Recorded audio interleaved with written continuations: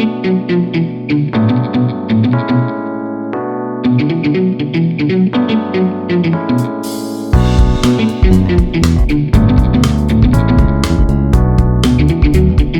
now joined by Ari Temkin, Big 12 Radio and Tune-In Radio.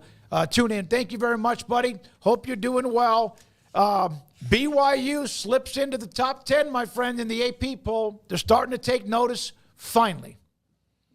Yeah, and let me just say, as a Bears-Kansas fan, this was a rough weekend for me coming out of football. Yeah. Look, I think the Big 12 should have two top 10 teams. On Tune-In today, this morning, we went through and ranked our top 10 AP teams, and we had BYU, Iowa State, and Kansas State in the top 10. BYU has one of the top strength of schedule. I think people forgot that they've beaten SMU, handed SMU their only loss so far of the season. On top of that, they housed Kansas State. So, I mean, I think that alone, when you look at some of the other teams in the top 5, top 10, it's sort of egregious where they are behind a Tennessee, behind some of these other teams that for some reason are expected or thought of as having a better record. And look, Vegas still hasn't caught up with BYU. I had some friends reach out to me this weekend and be like, what's with that BYU UCF line? BYU getting 2 points as an undefeated team on the road against a UCF team that's 3-4. And my reaction was, yeah, it looks weird. But I mean, the truth of the matter is Vegas still hasn't figured out BYU yet. So there's good value in money there on taking BYU +2. Maybe it was the idea that UCF had done a really good job the previous week with the running game. They'd got that going with Jakari Brown and RJ Harvey. BYU, who had been beaten a little bit the week before against Oklahoma State, against Ollie Gordon, played really, really well against them, had his best game of the season on the ground. So maybe they thought some of that would translate. But Jay Hill and that BYU defense did a fantastic job in order to make sure that Lightning didn't strike twice. They really did a good job, against that rush offense for UCF. And, I think Jake Retzloff and Chase Roberts and Darius Lassiter continue to be the most underrated offensive pieces in the Big 12. Do I think they're going to stay undefeated? I mean, look, their schedule, when you look at it, I mean, they've got Utah and then Kansas in back-to-back weeks, two not great teams. At Arizona State, maybe the toughest one they've got left. I understand the Holy War piece with a rivalry game, but, man, Utah looks terrible and really easy to defend. So, I mean, of the 4 games they've got left, the Arizona State game looms the largest. Ari, we were just talking about Oklahoma State, and after they, just got shredded on defense by Baylor, shredded again, 5 losses in a row. This is the worst Mike Gundy team I can think of. Can you think of one that has gotten this far out of his control? No.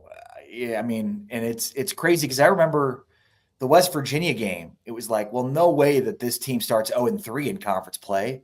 So, I mean, yeah, it's pretty remarkable that they're now 0-5. Look, they cannot stop the run. We learned that in the West Virginia game when they ran wild on them. I mean, Baylor did the exact same thing. Baylor had like 345 yards rushing to 74 yards rushing for Oklahoma State. So, I mean, Ollie Gordon's gotten going a little bit. We saw what he did last week. But, look, I mean, they made the move to Garrett Rangel, and it worked. I mean, it was a really good plan that they put in during the bye week. And I would love to see what would have happened had they been able to finish that game with Rangel at quarterback. But this is multiple times this season that Mike Gundy has not been able to replace Alan Bowman. Initially with Rangel, who just didn't play well, and then Rangel, who then got hurt. So, I think the biggest flaw for Oklahoma State this year, well, there's a few of them, but certainly one of them has got to be that their inability to get a better quarterback in beyond Alan Bowman. They have Zane Flores, who was recruited fairly highly a few years ago, and he's hurt and not ready to play. And then Rangel was the other guy, and clearly as a dual option threat, maybe he's not so much of a dual option because as soon as they start running him, he got hurt. So yeah, I mean, I don't think there's any question, Paul. This is the worst Mike Gundy coach team we've seen in a long time. I don't think they've ever been, and I should have this number. I can't remember a time they've ever been 0-5. Hard to believe they've ever been 0-5. And look, it's not just them. When you look at preseason, the top 5 teams that were preseason top 5 in the Big 12, you look at it: Utah, Arizona, Kansas, Kansas State, and Oklahoma State. 4 of those 5, other than Kansas State, are now 4 of the 5 worst teams in the conference.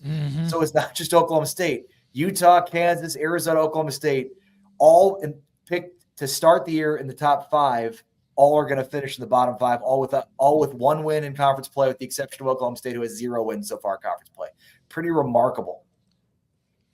So you said you're a Chicago Bears fan, correct? Oh, boy. Yeah. Which loss was worse, the Commanders' Hail Mary walk-off against the Bears, or the Kansas loss in the Sunflower Showdown to K-State? I'm going to have to say it's the latter, Ari, because that's such a long streak at this point, and the importance, especially the way they've been struggling. But was it that, or was it the Bears versus the Commanders? I think it was the Bears, simply because we kind of watched Kansas do this all year. Right, so yeah. Was it a huge shock? But to your point, Craig, I mean, now they've lost 16 straight in this series. Yeah, it was not a fun weekend. In fact, I saw somebody tweet like, "Man, this is a rough weekend to be one of those Kansas fans that is from Chicago." I was like, "Yeah, it was brutal." I was watching that game with my 8-year-old son who was next to me, and he was like, "No way they can lose this game. No way. They're going to win. It's over." I was like, "Dude, anything can happen in football. I know it looks like they're going to win. They should win, but anything can happen." And then they lost. He's like number 20. Did we learn our lesson? And I think the lesson that he learned was that Daddy cares way too much about football, which was not the lesson that I wanted him to learn. I wanted him to learn that you're never out of a game. A game is never over. But I think the lesson that he learned is that your dad cares way too much about football. But yeah, that was, I mean, in the Bears game, it was Caleb Williams played really bad for 3 quarters, and then he had 3 fantastic drives, 2 that ended up in touchdowns, 1 that ended up in a horrible play call where they had a right guard running it into the end zone who fumbled on the snap. So I was sick to my stomach, because Williams is so good and has played so well in this stretch, and especially in a game where he played so poorly and then finally turned it on in the biggest moments of the game, only to have their coaching let them down. The Bears continue to be, as long as I've been alive. I was born in August of '85, so they won the Super Bowl in January of that year and basically have been this ever since. Their last impactful head coach was Mike Ditka. Like, they haven't had any good coach in that period of time, like a true alpha good head coach. Matt Eberflus is a really good defensive coordinator. He was around the Cowboys. I covered him when he was with the Cowboys as a linebackers coach. Dude knows how to coach linebackers, knows how to coach defenses, but is not an alpha, and he should not be coaching this team. Bears need an offensive line and a head coach to leverage what they have at quarterback, because they've got a legit quarterback for the first time in the history of their franchise. So let me tell you my story about that Hail Mary. So I'm watching like the red zone or whatever, and I didn't know this, that once that I guess a certain amount of time they cut off the access on red zone. So it's 15 to whatever's 12, and I give up. I start tweeting our group here. They could not handle it, And then I saw an alert pop up that said the score, and I was like, wait a minute, who has 18? I didn't get to watch it. Jennifer, my daughter, calls and starts screaming and yelling because you see it. I didn't even get to watch it live because of the way the coverage time. You're right. There's a time constraint on red zone. So I think at like 6:30 or whatever it is, they've got to shut it off. Oh. So I can't believe, Smokey, they didn't show that on red zone. It was unbelievable. And then I saw it 100 times after that, but it took a while. I did not see it. That's my luck, because they've been in a mess for 20-something years themselves. Paul? Yeah. Well, I just watched it on regular TV. It was on our CBS affiliate, so you could have watched it that way. You didn't have to miss it. Just saying. You got too greedy there. Just got too greedy. Ari, what do you think? I wish I would have been watching on red zone, guys. It would have been way better. Yeah, absolutely. Ari, what do you think about some of the teams like Baylor and others who are now pointed up, as opposed to the ones we talked about, like Oklahoma State, Kansas, Utah, now, barely hanging on or completely done? Yeah, I mean, I think Baylor's in as good a position as anybody. If you're a Baylor fan that wanted to see Dave Aranda gone, well, I've got bad news for you, because, I mean, look at the rest of their schedule. You look at how they're playing. I looked at the box score. I was like, Dawson Pendergrass only had 6 carries. What are we doing? Dude averaged 24 yards a carry. He's incredible. Had the 55-yard run to win it. And that was one of the most improbable runs you'll ever see. I mean, very similar to Cam Scadaboo in terms of his ability to run and break tackles. And then when you factor in how good at times Josh Cameron has looked, I know he didn't play, he didn't really do much on Saturday, but he's played really well. I mean, Sawyer Robertson's probably the best quarterback nobody's talking about in the Big 12. Again, it's hard. Like, Oklahoma State is so bad against the run. And so, like, this is another example of it, 345 to 74. But I mean, you had some ridiculous plays. That catch by Ashton Hawkins to break the tie was incredible. And look, I mean, Baylor blew a lead. Oklahoma State came back on them, and then they just kept scoring in order to make sure that they won the football game.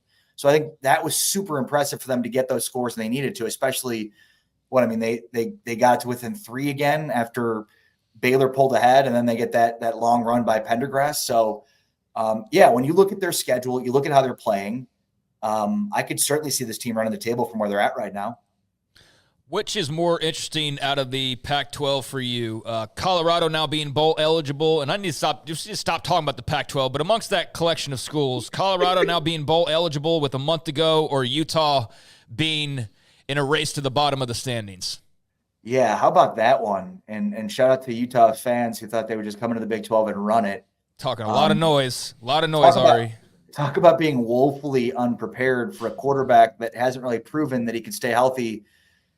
Suddenly they're surprised that they're playing so poorly with a quarterback that can't stay healthy and hasn't been able to stay healthy. I mean, with all apologies to Cam Rising, who's had a great career, the fact that they came into the season with a true freshman quarterback as their lone backup says a lot. Our producer on last week picked Houston to win this game, and we were kind of surprised. And he was like, well, I've got a number in here that I don't want to share with you guys, but we'll talk about it on Monday. And basically when we were picking the games, he wouldn't share it with us. But then today he basically said that through the games on Saturday, that Utah under Isaac Wilson has punted or turned the ball over on downs or turned it over 76% of the drives that Isaac Wilson has been the quarterback for. So, yeah. And he was so bad, he was replaced by a guy in this game who was way worse in Brandon Rose, who stepped in and threw an interception that basically cost them the game in a very low-scoring affair that was one of the more boring football games you'll ever have to be assigned to watch. You want to talk about watching football as a job, watching Houston and Utah on Saturday was absolutely a job. But, yeah, I would say it's probably Utah in terms of being surprised. I mean, I'm not surprised that Colorado is this good. I picked them to be a bowl team this year. I certainly thought they'd be anywhere between 6 and 8 wins. So at this point, I guess they're exceeding expectations. I did not expect their defense to be this good. But like we've talked about it, guys, all year. Like if you're not watching Shedeur Sanders and you're just reacting to the social media part, you're missing the boat. The dude is incredible. And he was so good in this game on Saturday. He had 5 incompletions and he completed his first 15 passes. And he's doing this all under duress. Their defense is explosive, and they now lead the Big 12 in sacks with 22 on the season. I'm less surprised about what Colorado is doing, and more surprised by Utah. But we shouldn't be surprised by Colorado. Anytime you've got an NFL caliber quarterback and the weapons that they have with Travis Hunter and Jimmy Horn and all the players they have, the weapons they have, it's DeJounte Wester, yeah, exactly. Yep. I mean, it's incredible. They have been, and you can see they've gotten a little bit better when it comes to the trenches and guys making plays. Ari, great to have you when we can on Mondays, hopefully every week. Thanks for your time. We'll see what happens this weekend. Ought to be fun. Yeah, appreciate you guys very much. Take care. Ari Temkin, Big 12 Radio on Tune-In with us on and looking past the weekend we just saw, but also looking ahead to what we have this weekend and next.